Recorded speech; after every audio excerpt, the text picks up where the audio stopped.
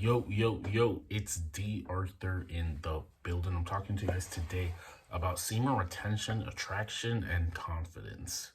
Why you'll be more why you'll be more attractive slash confident when you go on semen retention. And why you won't be when you relapse with your hand on a consistent basis. You're gonna be more attractive, you're gonna be more confident, you're gonna be the best version of yourself when you go on semen retention, and it's not even close. It's not even close compared to where you were when you weren't on semen retention, because you have more. You're the you tolerate less. You tolerate less. You're just becoming more masculine, becoming more confident, becoming more charismatic, and your desire is increasing. Napoleon Hill said the starting point of all desire is achievement, or the starting point of all achievement is desire. And the reason why some guys don't really get to a place that they want to be is because they don't want it bad enough. They think there's an easy way out, hence PMO. They have an easy way out. If they can't get a real girl, they're going to have an illusion on the pixels that they watch. This is it. And a lot of guys, if they can't have the real thing, they're okay having the fabricated one, the pixel version, if that makes sense. And a lot of guys make this illusion that is that they put all these excuses as to why they can't get maybe a real girl or something like that, and they say that PMO isn't that bad, or it's okay, or it's natural, or all this BS that society has fed you. Society has fed you a lot of BS. Being average is BS. Being okay with normal things and living in just a low vibration where you're just content with just the smallest things and everything is that, and not being ambitious to getting more, is actually a sin. You're actually known as wicked and lazy if you do these things, because you're not using your greatest gifts to get the best things in life. There is a passage in the Bible that talks about something like this, where someone gave someone these tools to do something and he didn't do anything with them, and then they referred to that person as wicked and lazy. So just remember those times where you don't want to do these things. You're gonna be known as wicked and lazy in today's society. They talk about toxic masculinity, going for more, being masculine, hitting the gym, voicing your opinion, having a stance on something, having something to fall back on, having sense of purpose, being charismatic, having a great sense of reality, allowing yourself to be who you want to be, expressing yourself to the fullest extent. This is what happens. They are institutionalized. Think about it in a metaphoric, if we're talking about metaphors, the system is to give you enough just so you don't rebel against the system. This is it. It's to give you just enough so you can take the crumbs, you can survive, and you can have maybe a bit left over, so you're not in desperation mode. This is it. This is how they feed you. This is how they keeping you coming back for more. They feed you with enough just so you can be full, and then be full enough until you wait for your next quote unquote check, your next meal. So you don't think outside of what. So they feed lust into the society so you can relapse, so you can't think critically, so you can be content. That don't tell me that there's no correlation between any of these. This is how the corporations make their money. This is how politicians make their money. They want you to obey. They want you to obey. Having someone obey is the number one thing that they want you to do, because if you can obey, you listen, you work, you give them your time, energy, blah blah blah. You keep the system moving. And you realize all of the people who are quote unquote doing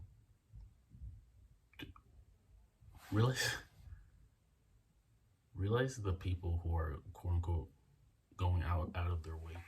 You realize the people who are going out their way to quote unquote do something out of the normal, they're ostracized.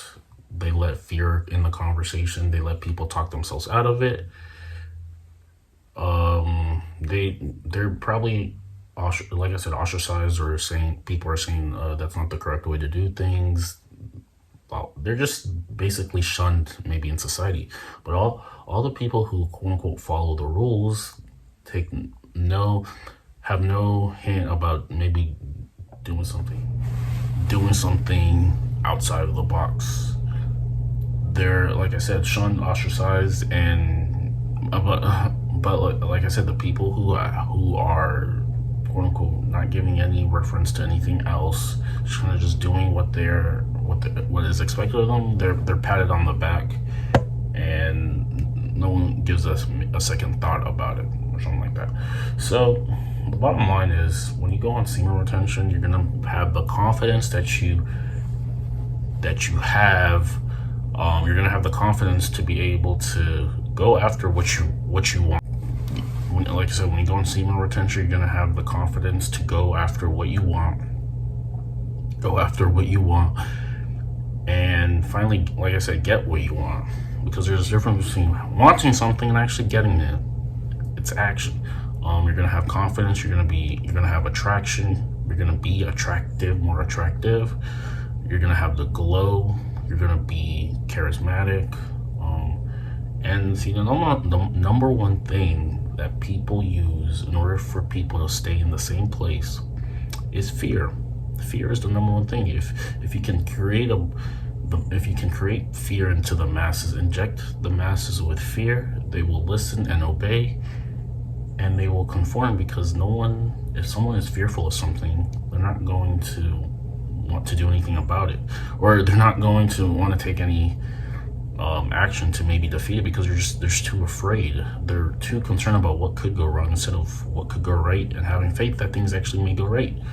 So let's talk about fear, because fear is a very powerful instrument. Fear is what keeps the masses us not woke.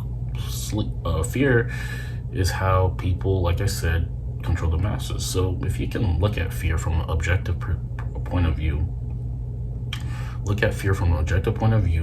have faith that your faith will triumph fear, then you're going to overcome something that you wish you wanted to do. There's either die by the pain of regret or the pain of discipline. Which one is it? So anyways, you go on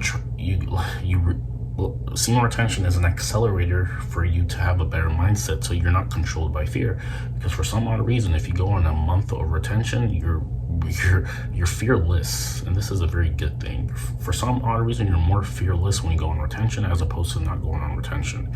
If you relapse consistently, if you're partaking bad habits, you're in PMO, you're relapsing with your hand consistently, you're just not doing any of the good things, then what usually will tend to happen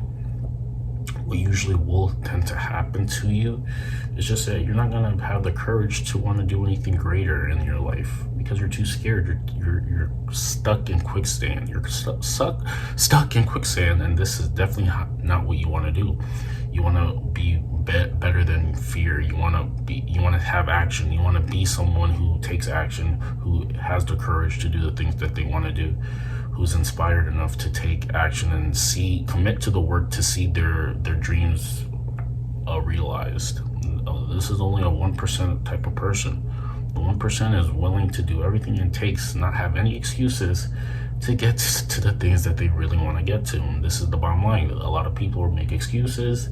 They say they have every excuse in the book as to why something can't happen. But there are a few people who overcome these things and finally get to where they want to be. But it just happens is, like, are you willing to let fear control you, or are you willing to let faith control you? Because faith is a very powerful instrument as too. Having faith is the number one thing you can do. Taking faith, having action, and having belief in something is enough for your situation to change little by little. There's something called the slight edge, and this is just you're either in a trajectory of successful or a trajectory of failure, and the slight edge is just simple daily discipline, simple daily actions compounded on a consistent basis to get you into the success, to get success in your life. If you compound bad habits, you're gonna get failure in your life. A little error in judgment compounded over a series of time either makes or breaks your downfall. So it comes down to it. What type of action are you taking? What type of belief are you taking? And you have to realize that you might. The bottom line is people just don't think that there's anything more for them. They might be content with their situation. They might be content with their little income stream, or maybe their job they're at. But there's some people who may realize that there's even something greater coming for them.